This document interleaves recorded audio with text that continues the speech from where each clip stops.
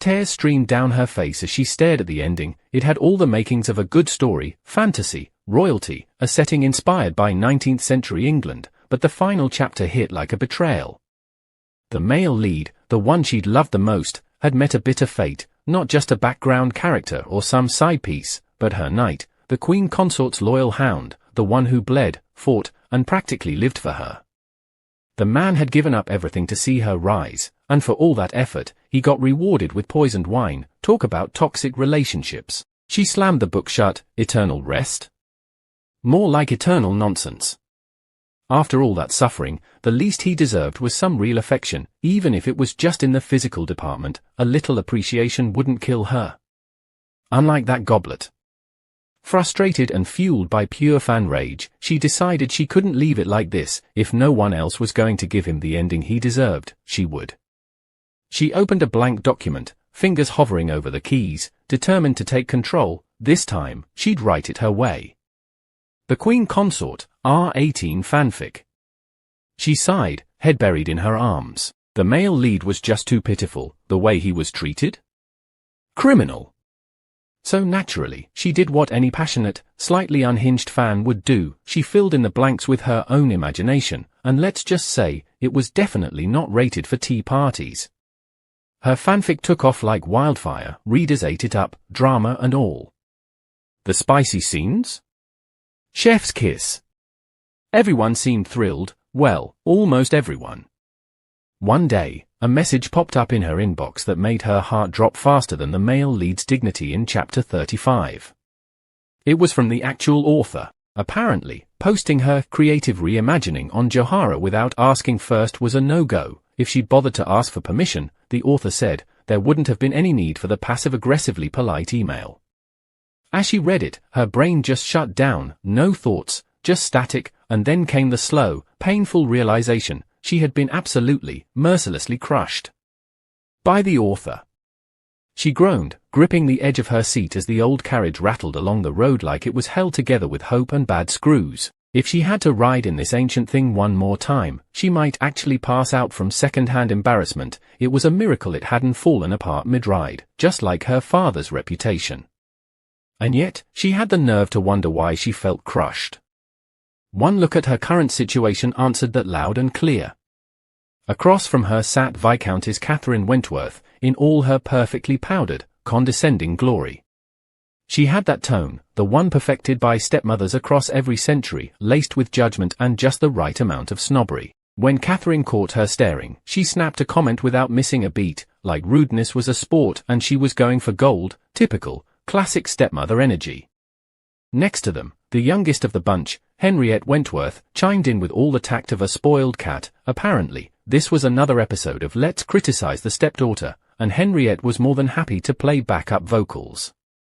And yet, despite the drama, she gave as good as she got. If Catherine hated the carriage so much, maybe she shouldn't have blown her budget on vanity and spite. Henriette, of course, had other priorities, like buying another dress, because clearly, her closet bursting at the seams wasn't enough. Still, the reply was firm. This dress wasn't a want, it was a need, life or death. The fashion stakes had never been higher. She glanced around the rickety carriage and held back a sigh. The family was always complaining about how poor they were, couldn't even replace this ancient excuse for transportation, and yet somehow, they still found ways to spend money like it was a competitive sport. Candace, the eldest sister, chimed in with her usual keep-the-peace energy, trying to smooth things over with a soft voice, asking their mother to drop the argument. It was classic Candace, always the calm one, always pretending things were fine when they were very much not. Next came Eunice, the second sister. She kept her eyes low, clearly not thrilled about any of this. From the look on her face, she didn't want a new dress either, but probably knew better than to say it too loudly. The matriarch of the chaos, Viscountess Catherine, ignored their complaints completely. Her focus was on one thing and one thing only, the ball. This wasn't just any party, it was a major event hosted by none other than the Duke of Bristol himself, the kingdom's most eligible bachelor, rich, powerful, and apparently in the market for a wife, and in her mind, that meant it was time to play matchmaking roulette. She was determined to dress up her daughters like prizes at a royal auction and send them off to charm their way into high society. It didn't matter if the carriage was falling apart or if half the girls didn't want new gowns. In her world, a ball meant opportunity, and opportunity came in silk, lace, and painfully tight corset. She couldn't help but think to herself how perfectly this whole thing was playing out. Stepsisters in need of a good match, the pressure to impress, the ball, and of course, the most eligible bachelor. It was like something straight out of a novel. Not just any novel though, the novel, the one she had loved, the Queen Consort. But then, reality hit her like a ton of bricks. That so-called most eligible bachelor, the Duke of Bristol, would never, ever get married. He wasn't just any noble, he was Edwin Ascar, one of the most prestigious men in the kingdom, a man who had devoted himself entirely to Queen Herge, only to be betrayed in the end and meet a tragic fate, the doomed male lead.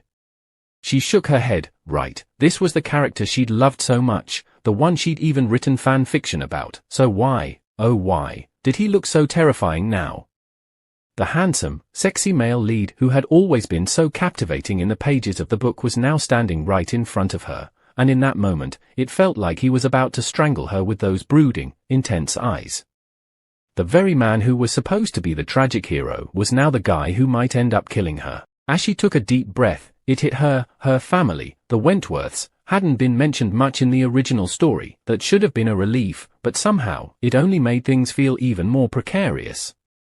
She couldn't help but think about her family's tragic history. Her father, the Viscount of Wentworth, had rebelled against Queen Herge and was ultimately wiped out by Edwin, her consort and right-hand man. That was the only time their family had ever been mentioned in the original story. At that moment, she realized how little she knew about her situation, or even who she was. Lost in her thoughts, she suddenly blinked, noticing they hadn't arrived at their destination yet. The carriage had stopped, and it seemed like they were still in the middle of a forest road. Frustration bubbled up as she remembered the long list of things they still needed to buy. She wasn't sure what the coachman was doing, but it felt like a delay she couldn't afford. She took a deep breath, trying to calm herself. This unexpected stop could be a blessing though, keeping her away from her stepmother and stepsisters for a while.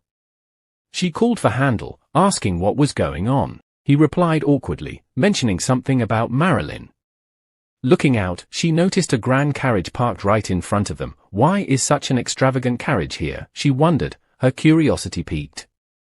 He asked if she was the owner of the mare, and she couldn't help but notice how tall and elegant he was, definitely someone of high rank. She replied that the mare was hers and introduced herself as Henry Wentworth.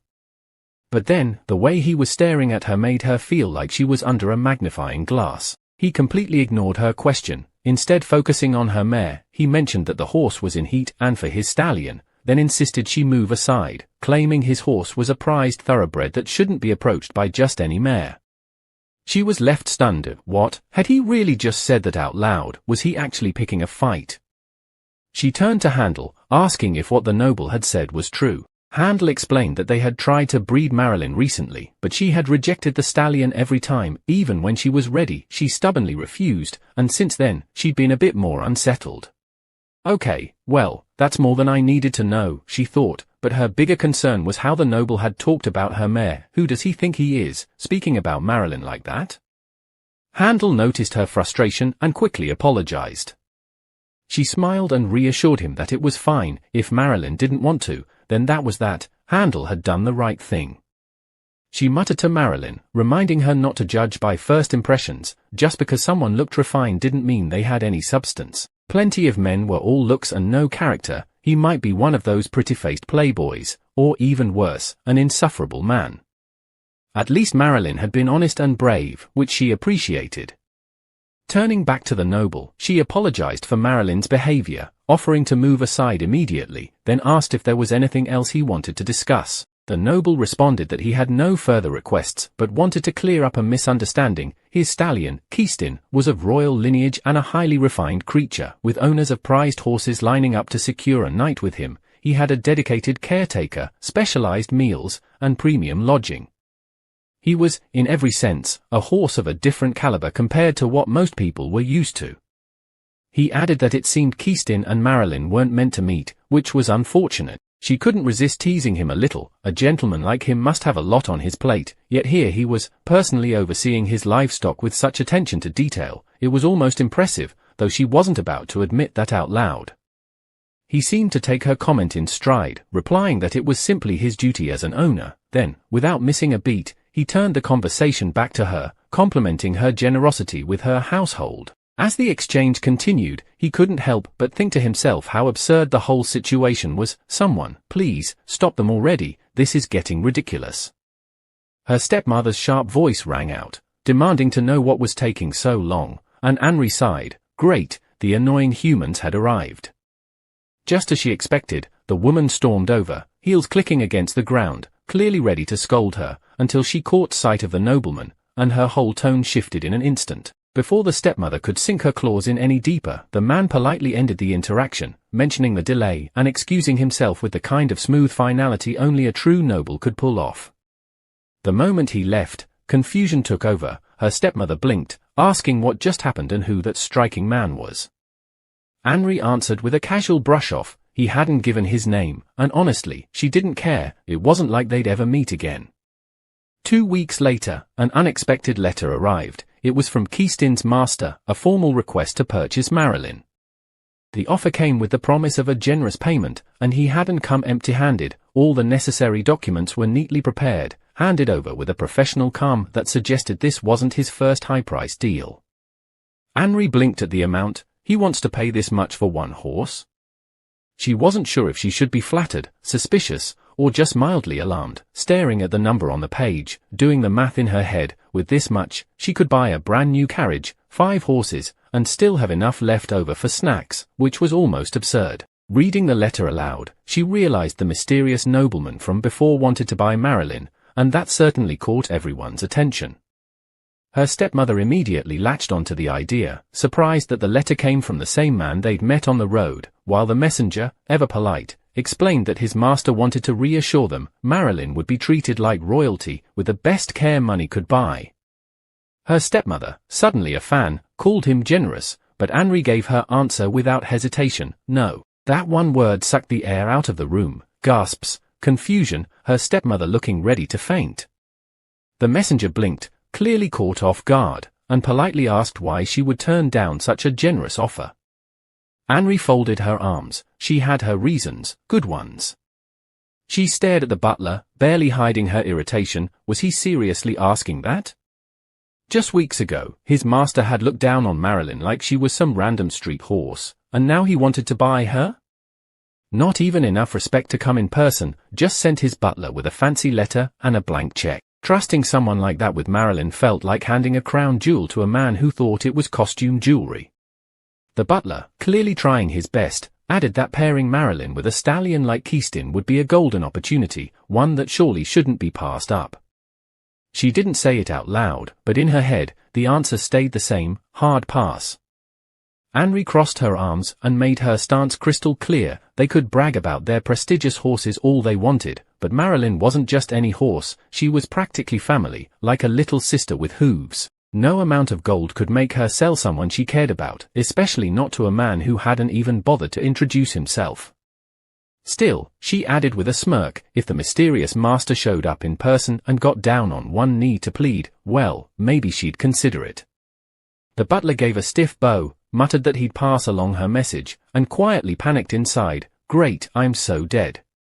Her stepmother nearly lunged after the butler as he left, clearly horrified. That kind of money wasn't just an offer, it was a missed miracle. She spun around, shrieking at Henri like she'd lost her last marble, since that sum could have easily funded a sister's dowry, or two. But Henri stayed calm, shrugging it off. If the man truly wanted Marilyn, he could show up in person, simple as that. Her stepmother scoffed at the idea, a wealthy noble, trekking all the way out to the middle of nowhere for one horse. Impossible. Henri raised a brow, lips twitching into a sly smile. For someone throwing around that kind of gold, he was definitely desperate enough to try. Meanwhile, in a far more luxurious setting, Albert braced for impact. He hadn't exactly returned with good news, and his master wasn't thrilled. Being called out for simply playing courier wasn't even the worst part. Keastin had been restless for days, refusing to settle, clearly not forgetting Marilyn, and Albert doubted she was doing any better. He couldn't tell if it was pure stubbornness on the girl's part, or if she was plotting something. Either way, it was becoming a problem. His master rubbed his temple, clearly irritated. That girl really was something else. When asked what the next move would be, the response came sharp and simple, not to show up empty-handed, because things were about to get interesting. The very next morning, her maid burst into the room, breathless and wide-eyed, and Henri blinked, slightly alarmed by the dramatic entrance, but the moment the words Keastin's master left the girl's lips, Henri froze. He actually came all the way out here? That was unexpected. Moments later, the gentleman himself stepped inside, calm and composed as ever, acknowledging the unannounced visit, clearly aware of how sudden it was. Henri welcomed him with a pleasant smile and just the tiniest edge of sass. Last time, he'd vanished without so much as a name, hardly polite, but now she had the chance to greet him properly, and she had to admit, that did feel pretty satisfying. Henri's thoughts short-circuited for a second. Whoa, he's handsome, like, absurdly handsome. Is it legal to look like that? She kept her expression bright, casually tossing out a line about fate, clearly enjoying the moment more than she'd ever admit out loud. The gentleman, ever composed, responded with calm courtesy. Apparently, he'd ridden non-stop through the night, clearly taking her earlier challenge quite seriously. She gave a polite nod, pretending to be unfazed, but internally? Did he just smirk at me? Was that an actual smirk? And then he brought it back to business, asking if the offer hadn't been to her liking. His tone was light, but there was something sharp beneath it, as if he already knew the answer and was just waiting for her to say it out loud. Henri, of course, wasn't about to make this easy. One of the sisters piped up, trying to smooth things over, claiming Henri was just being difficult for no real reason, while Henri kept her smile in place, her inner monologue running wild. This guy used to act like his horse was royalty, refusing to mingle with the common crowd, but now? Suddenly it's urgent and he's showing up in person? Please, the desperation is real. She glanced sideways, catching her stepsisters all but swooning. Seriously? What exactly is so great about him? He's just tall, rich, and handsome with perfect posture. The gentleman politely asked to see Marilyn, still calm and formal as ever. Henri raised an eyebrow, her tone just this side of teasing. He hadn't even taken off his gloves, clearly not planning to stay long. So why the dramatic arrival? A proper visit deserves at least 1 cup of tea and 10 fingers of actual skin, she thought. He mentioned that, given how Miss Wentworth seemed uneasy around him, he thought it best to finish things swiftly and be on his way. But before Henri could respond, her stepmother swooped in with a sugar-sweet smile, acting like the perfect hostess. She'd already had a meal prepared, because of course, what better way to trap a rich, handsome noble than with food? Caught off guard but too polite to refuse, he nodded and agreed, so long as it wasn't an inconvenience. Henri, watching the whole scene unfold, tried not to roll her eyes. Right, totally not an inconvenience, just another chapter in how my family pretends we're classy. It had been ages since the household hosted a guest, and her stepmother was clearly over the moon, calling it a rare delight to entertain such a fine gentleman in a place as remote and dull as theirs, practically treating dinner like a royal banquet. The table was set and everyone played their roles, her stepmother asking if the food suited his taste, her tone a perfect mix of charm and curiosity. He responded with a polite, reserved nod, neither impressed nor offended. Then Henri, never one to beat around the bush, casually pointed out that they still didn't know his name. When he didn't answer, she raised a brow and suggested, half teasing, that she could just call him Keastin's father instead. He didn't even flinch. In fact, he leaned in ever so slightly and replied that he wouldn't mind if she truly intended to become Marilyn's mother. And just like that, the air at the table shifted. Henri blinked, momentarily stunned, while her sisters nearly dropped their forks. Even the horses outside probably felt the tension.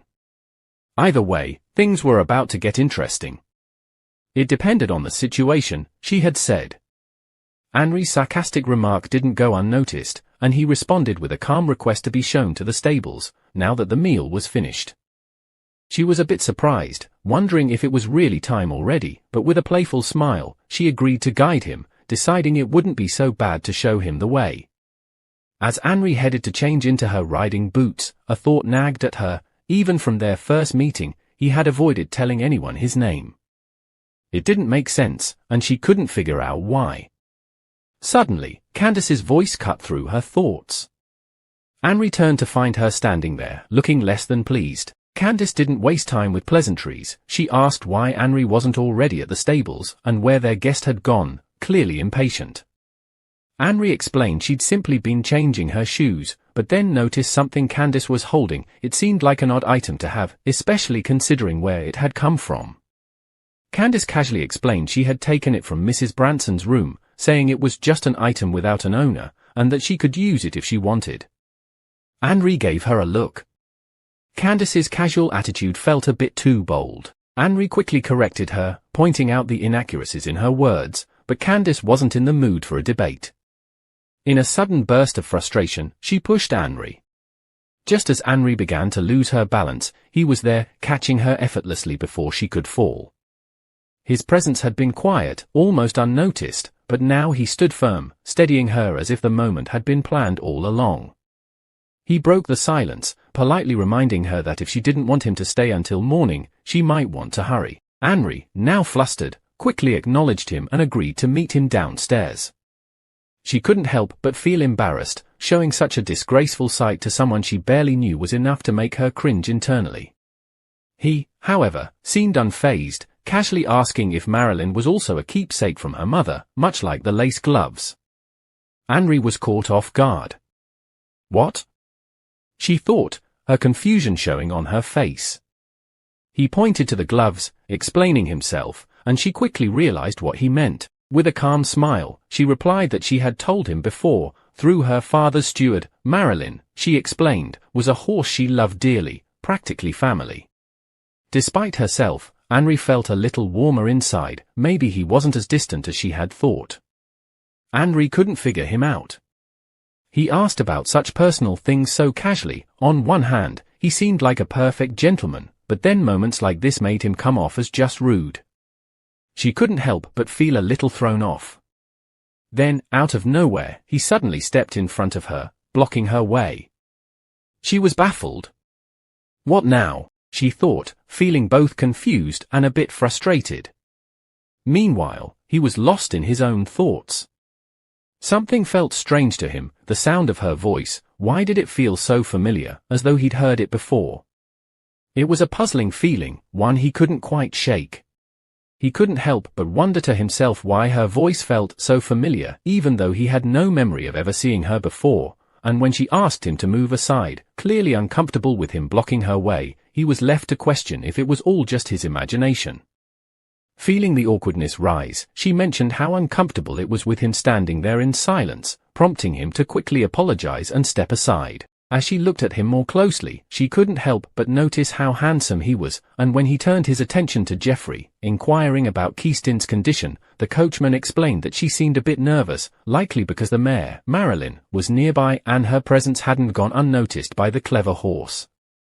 He thought to himself, just as expected, the other horse is in a similar state. Then she looked at him and mentioned Keaston, and he gestured for her to go ahead. She paused, musing aloud about love and marriage, pointing out that while people often say love is all that matters, there were still plenty of other things to consider, discussions about the honeymoon period, plans for children, and how the dowry would be divided, and with a playful tone, she suggested they first have the parents reach a mutual agreement. Her thoughts, while serious, came with a touch of humor, as if she was making light of what could be a very complicated process. He glanced at her with a look that practically said, "Oh, look at this woman," and responded with complete confidence, calling for Albert and mentioning he'd already prepared the documents in advance. But before anything could continue, he paused, and Anne, watching this unfold, couldn't help but wonder if he was seriously trying to mess with someone, because it sure felt like it. Then he launched into a very formal explanation, noting that Keaston's lineage traced all the way back to the Habsburg royal family, apparently from a long line of noble steeds, basically equine royalty. Anne raised an eyebrow. Was he really suggesting there was some sacred duty to preserve the horse's noble bloodline? Because that's what it was starting to sound like. He gave a small smile, clearly impressed, and remarked that her insight was just what one would expect from someone considered Marilyn's mother. Henri, keeping her tone light but firm, said there was only one thing she truly wished for, that Marilyn wouldn't be left heartbroken, clinging to a fleeting dream after just one night. He reassured her, explaining that Keistin was a noble creature, one that understood things like honor and loyalty, and there was no need for concern. Internally, he added with a smirk, it's not like he's going to disappear the moment the deed is done.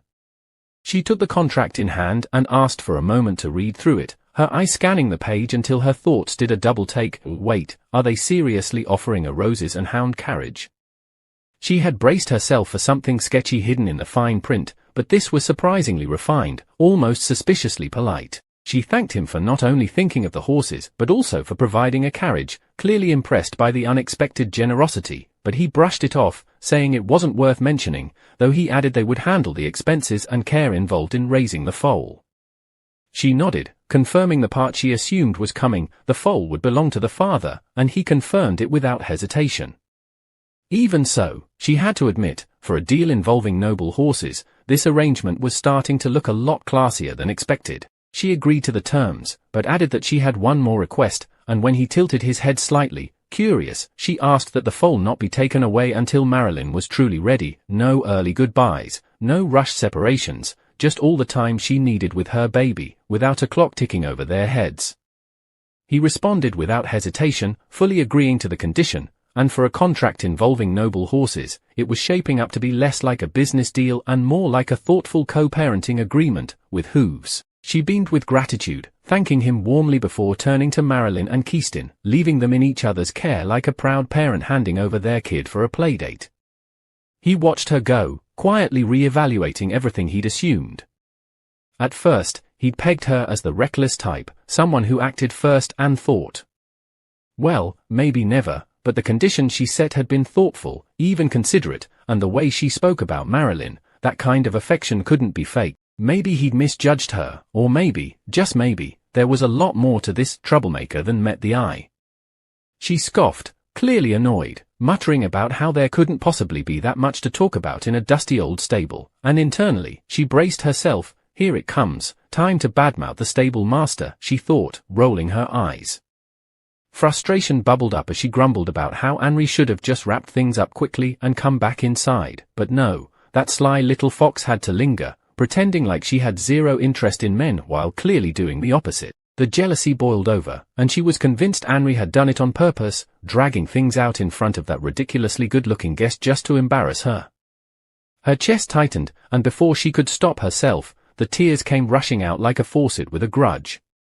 Her mother, alarmed, rushed to her side to find out what was wrong, and between sobs, she wailed that thanks to Henri, her dreams of marriage were now in tatters. Meanwhile, Eunice kept calmly munching on her snacks like it was just another Tuesday, prompting a scolding for her lack of empathy. In the background, the tearful chaos continued, but one thought cut through the noise: Henri's out of the stable now. Henri suddenly shouted Barbara's name like the house was on fire, her voice echoing through the halls in full dramatic flair. The stepmother, clearly used to these kinds of outbursts, responded with a sigh and a raised brow, reminding her to maybe not yell like someone had fallen into a well. One of the maids appeared quickly, asking what the young lady needed this time, and without missing a beat, she ordered them to send someone to the village immediately, to fetch a doctor. That got everyone's attention. She blinked in confusion, her tone shifting. A doctor? Out of the blue? What on earth had happened?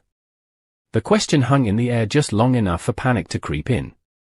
Candace nervously glanced around and asked if the gentleman had gotten hurt.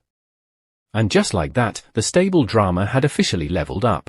Here's how it all went down. The two horses spotted each other across the field like it was the final act of a romantic drama, and in true dramatic fashion, they galloped straight toward one another. The poor coachman holding their reins didn't stand a chance and went flying like confetti at a parade. In the chaos, Henri had been sent sprinting off to fetch a doctor, but unfortunately, the news wasn't great. He explained that all the coachmen in the village were currently out, no backup cavalry until morning. Apparently, in a place this small, people who could handle horses were rarer than polite dinner conversations. With a resigned sigh, the guest decided there was no avoiding it. He'd have to stay the night and keep an eye on Geoffrey's condition himself. So much for a simple visit. The doctor stepped in, his face calm but serious, and Henri rushed to ask about the coachman, her concern obvious. He reassured her, explaining that both men were stable and they'd done all they could for now. Fortunately, the injuries were minor, just a couple of fractures that would heal in about 3 weeks. Henri sighed with relief, grateful the injuries weren't worse, and the doctor mentioned that, given the circumstances, he'd need her help caring for his servants while they recovered. Without missing a beat, Henri offered a solution. She invited him to stay the night as well, promising to prepare a room next door for him. The doctor thanked her sincerely, reminding her to look after the coachman until they were fully healed. Henri nodded, a sense of determination in her eyes. "I'll do my best," she thought, already planning her next move. He couldn't help but feel a pang of disgust just watching the mother and daughter interact. Such a sickening display, he thought to himself. While lost in thought, he overheard Henri speaking to the coachman. She reassured them not to worry about medical fees or wages, promising compensation for the trouble Marilyn had caused. Her tone was sincere, even apologetic, and the coachman thanked her profusely, clearly touched. She responded with a smile, saying it wasn't much, but they should make themselves comfortable and heal faster. As the two coachmen replied with their thanks, he couldn't help but think, should I find this strange, or just unique?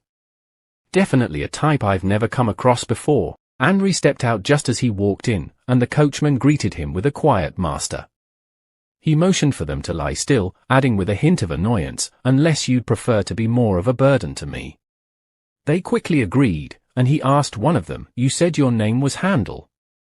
The coachman nodded. "Looks like we'll need to hire a temporary coachman in Wentworth too," he continued, mind already racing through logistics.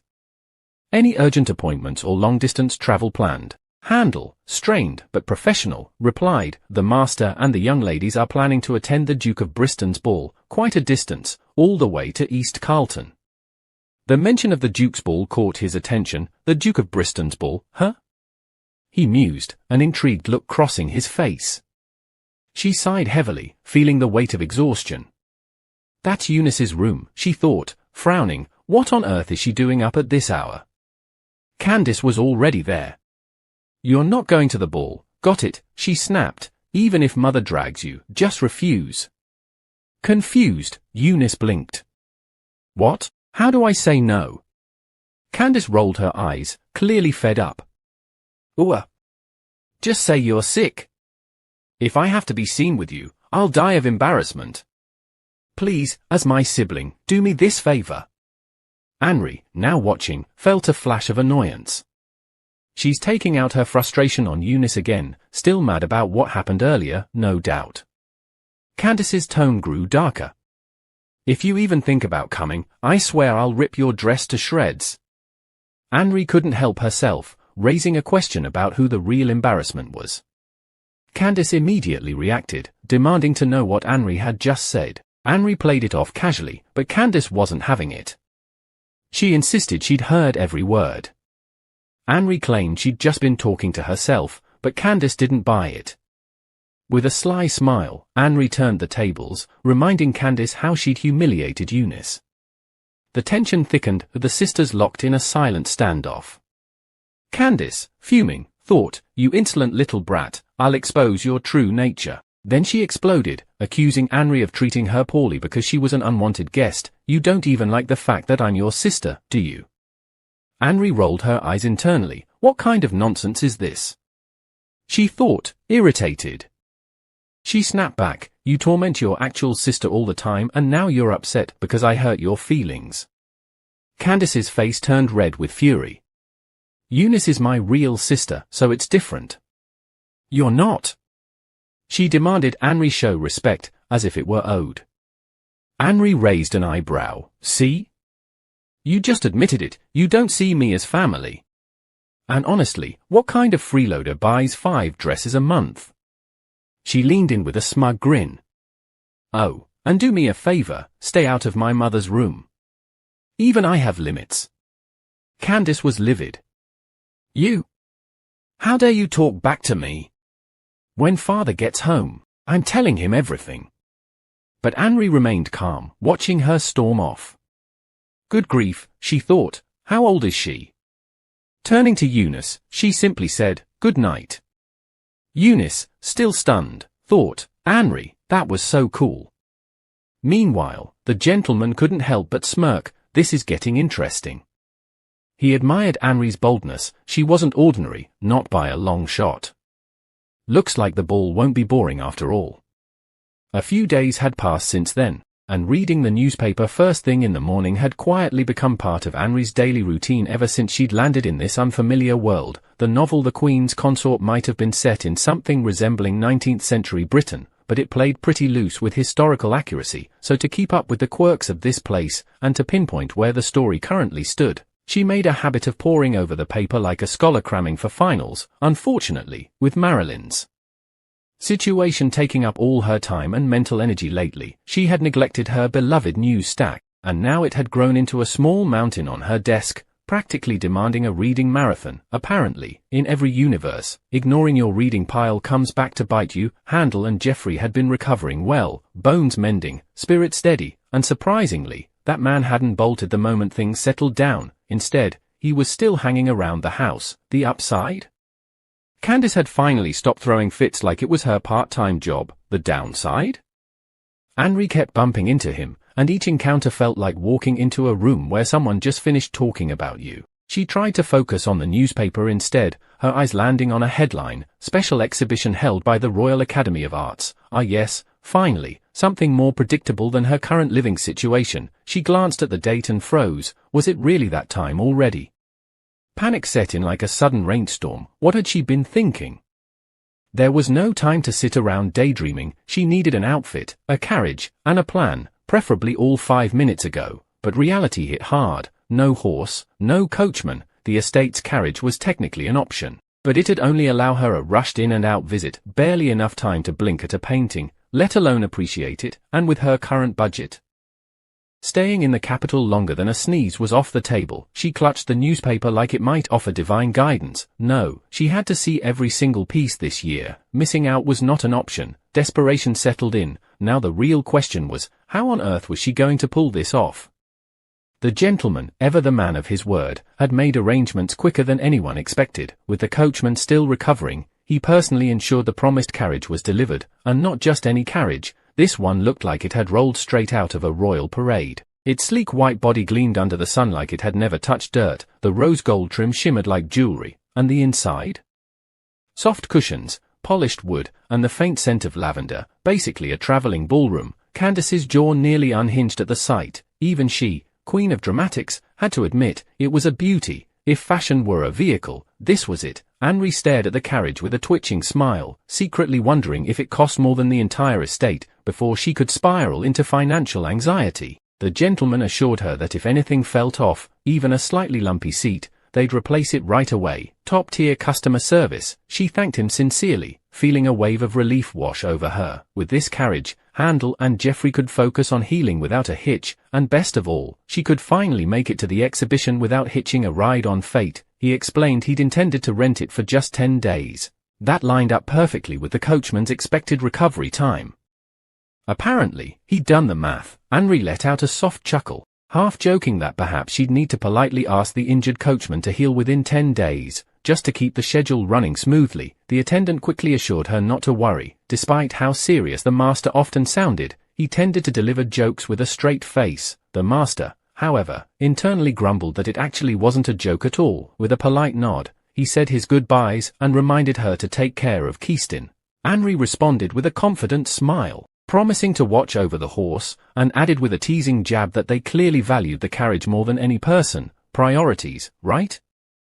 Albert noticed something was off, in a good way. His master, usually stone-faced and serious, had shown a flicker of lightness. Suspicious, considering the man normally avoided socializing like it was a contagious illness. He tried to play it cool, pointing out the rare exchange with Miss Wentworth. The master responded with his usual deadpan calm, making Albert question whether he'd misread the whole situation. Still, it was hard to ignore the small shift in mood. Even if the master denied it, Albert couldn't help but think, maybe something, or someone, was starting to get under that perfectly pressed collar. The gentleman casually suggested they consider postponing the ball, but the reaction he got was less than enthusiastic. Albert, clearly stressed, pointed out that things were already rocky with Madame, especially after those blunt reports about not wanting to get married. Cancelling the ball too. That was basically lighting a match in a fireworks shop. When the master asked who Albert's loyalty belonged to, him or Madam, Albert nearly choked on his own words. Of course,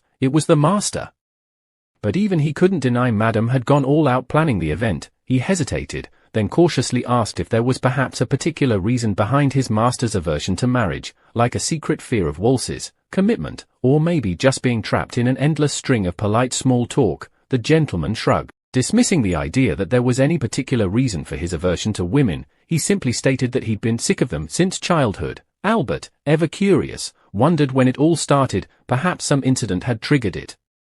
To this, the gentleman responded dryly, saying it had been that way since he was 4, and no, there was no traumatic event. Does this sound like a joke too? He added, raising an eyebrow. Albert, now amused, couldn't help but think that maybe some mischievous young lady had made life difficult for him back then. Still, as someone with a duty to continue the family line, Albert suggested it might be time for the gentleman to put the trauma of some failed childhood romance behind him and move on. After all, family legacies weren't going to continue themselves.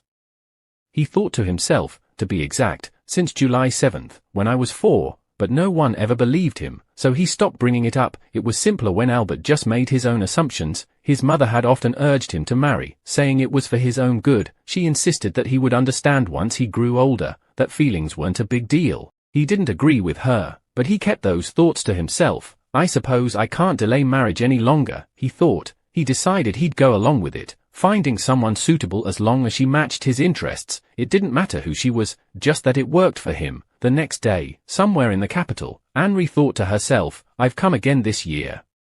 She couldn't help but feel a sense of pride as she looked at her beautiful and precious masterpiece. They admired her appearance, noting the unique pink hair and eyes. He was surprised she had come without a chaperone. Remarking on the lack of propriety these days, she, however, couldn't care less about their opinions.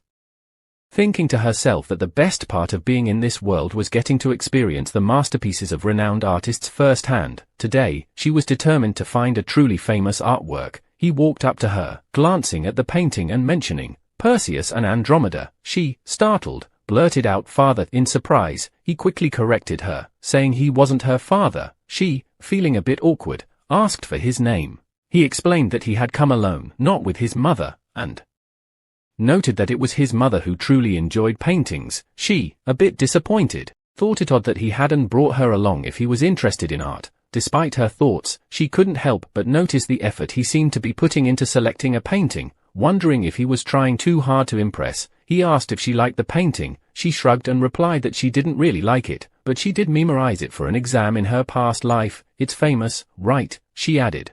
The story of a hero rescuing a princess offered as a sacrifice. He agreed, saying it was true, and added that painters seemed particularly fond of that princess. She couldn't help but laugh quietly, thinking how strange it was to have her past life mix with her current one like this. She reflected on the painting, noting how Andromeda, the beautiful princess, became a symbol of the ideal woman, sacrificed, saved by a hero, and molded by fate. Despite her tragic story, there was an element of luck in her rescue. Comparing herself to Andromeda, she sighed, feeling the weight of having no one to rely on, not even back in her previous life. A man behind them cleared his throat, gesturing for them to move. They stepped aside without further protest. She realized she had spoken too honestly, but he casually mentioned that his mother had asked him to buy a few paintings. She understood now. He had come alone for that reason. He offered to escort her back once she was done, asking if she could choose the paintings for him. She was taken aback but soon agreed, knowing that her eye for art would be helpful. As she agreed, he thought to himself that her eyes resembled pink sapphires. She got so excited that she picked out 5 paintings. She had never been able to afford art herself, so visiting exhibitions was the closest she had come to owning any. He thanked her for helping him make such a great purchase and gestured for her to get in the carriage. She reminded him not to give the paintings as gifts or sell them too soon. He assured her that they were all by unknown artists, teasing that she must be very confident in her choices. She smiled and replied that they would definitely become famous. He promised to pass that along to his mother. She couldn't help but think to herself, he always has such a serious expression, but he's really handsome, isn't he? Just how much more handsome is the actual male lead? Then, she remembered the situation and asked, "Do we really have to put the paintings inside the carriage?" Sitting side by side like this doesn't seem very proper. He calmly explained that, as she had mentioned, the paintings were going to become quite valuable. If they were placed in the luggage compartment, they might get damaged. He added, with a slight smirk, that he also got motion sickness if he sat facing backwards. She couldn't help but think, seriously, is he flirting or something? The fact that he was aware of how handsome he was only made her feel more uncomfortable. No, wait, who am I? I'm Henriette Wentworth, the girl every boy in Courtney has confessed to at least once. I won't lose my nerve. He mentioned that she seemed to have a great relationship with her sisters. She quickly changed the subject, focusing on the paintings instead. She then hinted at her sister's worries about her future marriage prospects. He remarked that her eldest sister might feel differently. She replied, assuring him that while her sister might say otherwise, she actually adored her. He raised an eyebrow and asked if that was truly the case. Then he said, Miss Anri, you must find the thought of being separated from your sisters quite saddening. She agreed, but before she could add anything else, he shifted the conversation, saying, that's troubling. You see, I happen to be quite interested in your marriage prospects. Confused, she asked what he meant by that. He leaned in with a playful tone and asked, am I not allowed to be your Perseus, Miss Anri? He asked if he wasn't a suitable choice, tilting his head just slightly, as if amused by his own question. She blinked at him, half sure this was some sort of elaborate joke, and asked if he was actually proposing. He looked around, mock surprised, and pointed out that there was no one else in the carriage, so yes, he was indeed speaking to her. She accepted that fact, though her expression made it clear she wasn't sure what to do with it. Why her? There was no way someone like him could fall for someone like her so quickly, right? When she asked, he simply responded with another why. But this time, something about it felt less like teasing and more like he was genuinely curious. He thought back to something she'd said earlier, a quiet comment that didn't feel offhand. It had sounded like the kind of thing someone had been carrying for years. Andromeda, after all, had been lucky. Someone came for her, but Anri? She lived with a stepmother and stepsister who treated her like she barely existed, and a father who showed up about as often as a lunar eclipse. The family name meant something, sure, but not much when it came with no dowry and no social standing. No one was lining up to propose. In truth, it wasn't a grand, romantic gesture. It was a proposition, an opportunity, one she knew might never come again. And as surprising as it was almost too tempting to turn down. He explained himself with a quiet sort of conviction, revealing that he sought someone who, like her, had long since stopped hoping for a knight in shining armor. She was taken aback at first, unsure if this was meant to be charming or tragic, but beneath the odd timing and lack of romance, there was something steady in his voice, not a promise of love, but a proposal of mutual rescue, two people simply trying to make sense of their own stories, maybe rewriting a bit of each other's along the way. She pointed out that the marriage contract he'd handed her was missing a signature, his. He fumbled for a moment, clearly not expecting her to bring that up, but she wasn't finished. It was obvious he came from a powerful family. The way he carried himself gave it away more than any title could. Not signing the document only confirmed that he was someone with a name big enough to make waves. He insisted he'd reveal it to the person he married. That got her thinking, was this about an heir? Apparently not. His disinterest in continuing the family line hinted that he didn't exactly share his family's priorities, which, honestly, only deepened the mystery. Anri admitted she could manage responsibilities if needed, but nobility? That wasn't her calling. She had zero interest in the burdens that came with titles and expectations. He, however, seemed unfazed. He reminded her, almost teasingly, that she knew exactly why he'd chosen her. She wasn't just capable, she was the perfect loophole in his carefully tangled life, someone who could offer him everything without demanding the usual strings. To him, her reluctance didn't matter, nobility or not. He wanted her. She blinked, bold of him, too bold. She turned him down. Without hesitation, Anri's sister came stomping into her room. Practically fuming, she threw out a question that was more accusation than curiosity, clearly dying to know how Anri had managed to bump into him and return with him as if it were the most normal thing in the world. Anri, already exhausted, snapped back, waving her off like a mosquito and telling her to just go to bed. Honestly, she was over the whole thing. Later, when she was alone, the memory floated back, him handing her a small package, a gift. He'd said, to thank her for picking out the paintings. She'd blinked, caught off guard. And before she could say anything remotely graceful, he'd already added they should meet again soon. She called after him, confused and a little flustered, but he was already gone, leaving her with the unexpected gift and a mind racing in circles. Henri sat quietly, her thoughts spiraling before she could stop them. Maybe she'd been too impulsive, every word he said had been logical, maybe even too logical. He'd seen right through her, the way she was clawing for any excuse to escape that suffocating house, but escaping as a noblewoman came with its own chains, title or not. At the end of the day, a comfortable life always seemed to come with an expectation. Children, lots of them. Andromeda had 6, but that was probably because Perseus had been decent. There was no guarantee her mystery suitor would be anything like him. The idea of becoming some prize bride haunted her more than she'd admit, but she shook her head quickly, like trying to slap the melancholy out of her brain. No, enough of that. That was past life baggage. She was in a new world now, and this time, she had something to call her own. Her very first painting, that alone was worth celebrating. She held it up, studying it with a sparkle in her eyes. Now the big question was, where should she hang it? Somewhere dramatic? Or right across from her bed so she could wake up feeling smug? Decisions. Eunice braced herself with a deep breath and counted down, trying to squeeze into the unforgiving corset. As soon as she got to 3, she let out a dramatic yelp, nearly falling over from the effort. She called out for help, but Candace just leaned back with a smirk, clearly enjoying the show. There was no sympathy in sight. In fact, Candace went on with her usual flair for cruelty, making snide remarks about Eunice's hearty breakfast like it had personally offended her. When Eunice pleaded again, Candace didn't miss a beat, calling for their mother and delivering yet another insult with all the elegance of a snake in lace. No matter how many gowns they stuffed her sister into, Candace claimed it was like dressing a barn animal for a royal ball. She was already mortified just being seen with her, and was more than ready to ditch Eunice entirely and head out without her. The maid gently reminded Henri to eat before the food got cold, to which she gave a half-hearted agreement. Still lounging like someone morally opposed to mornings, the maid hesitated, clearly with more to say, and finally asked if Henri truly wasn't planning to attend. Henri already knew what she meant. The Duke of Bristol's ball. It was one of the major turning points in the novel's plot,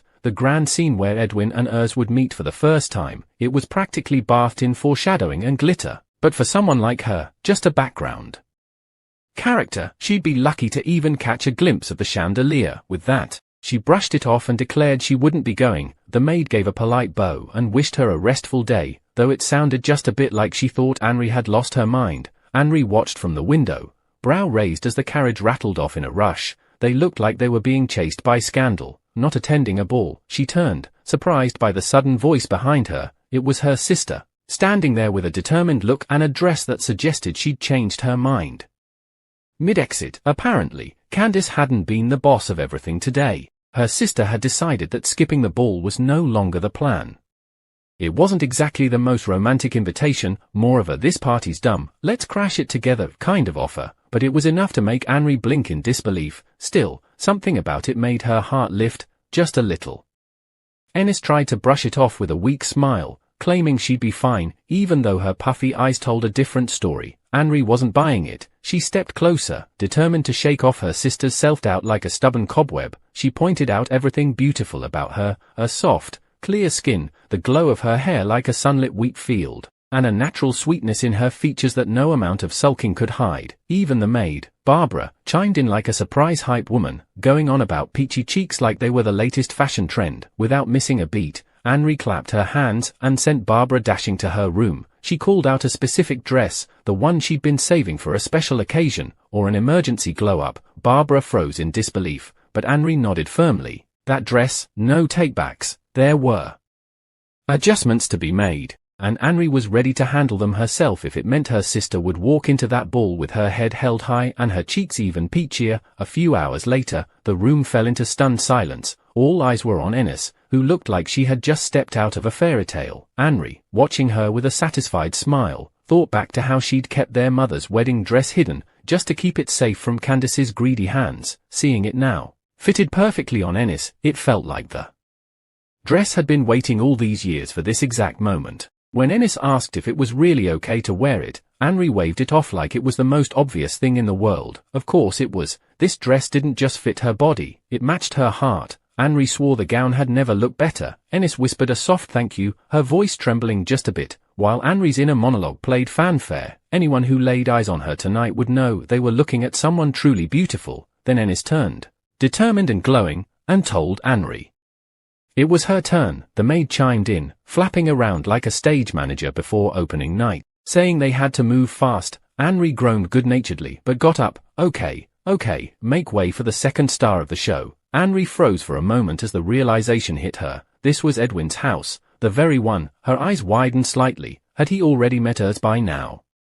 Her thoughts spun briefly into chaos, but she reeled them back in with a silent pep talk. Deep breaths, no fangirling allowed. Beside her, Ennis whispered a bit nervously about the stairs they were drawing. Henri, however, saw that as a victory. Perfect. If they were going to crash the story's main setting, they might as well make it memorable. With a mischievous grin, she looped her arm around Ennis and led the way, declaring it was time to dance. After all, what's the point of sneaking into a ballroom if you don't make the floor your stage? Henri stepped forward with a polite "excuse me" just as the young man turned, nearly tripping over himself in surprise. He stammered out an apology, clearly flustered. She gave him a once-over. Tall, decent frame, easy on the eyes, and fumbling in a way that screamed pure-hearted rather than clumsy. A bit awkward, maybe, but charming. In her head, she stamped a mental's approved. With a playful smile, she leaned into the drama, teasing that he had just committed a great offense against her sister. Ennis looked mortified, mumbling her name in protest. Right on cue, the music began to stir in the ballroom. Henri tilted her head toward the hall, making it very clear that the timing was perfect. The young man, red-faced but trying his best, offered a dance in the most apologetic tone possible. Henri had just slipped away from the dance floor, eyes locked on the buffet like it was her one true love. Finally, snacks. But just as she made her way to the table, a familiar voice called out behind her. He appeared, all calm confidence, claiming he'd been looking for her. She raised a brow. Had he somehow predicted she'd show up? He casually explained that guest names were announced upon entry. Of course they were. Her mind flashed back to that cryptic "see you soon" he'd tossed out days ago. That sly fox. So that's what he meant. Instantly, her appetite wavered. Regret crept in like a bad violin solo. She should have known better. Maybe staying home with a good book and leftover cake would have been the smarter move. He approached with the kind of ease that suggested he'd been waiting for this moment all evening. With a gentle smile, he teased her. Surely she hadn't dressed to the nines and come all this way just for the hors d'oeuvres. Then, like a well-rehearsed gentleman in a romance novel, he offered her a dance. Henri stared at him, mildly offended by how unbothered he looked. Had he already forgotten she turned him down not long ago? Or was he just that confident? Still, he didn't seem the least bit embarrassed, so she decided not to overthink it. After all, she'd accepted his painting, hadn't she? A little dance wouldn't kill her. Besides, refusing now would just make things awkward, and if anyone knew how to avoid awkward, it was Henri. One dance, just one, then she was heading straight for the dessert table. While they danced, he leaned in slightly, voice casual as he asked about her ride. She admitted she'd come with Keistin and Marilyn. He tilted his head, curious about their fashionably late arrival. Henri blinked. No, she couldn't let him steer the conversation. She straightened, switched gears, and tossed him a curveball of her own. Had he been out searching for other brides? He barely missed a step, answering with a smirk that the first woman he'd met had left such an impression, no one else had even come close.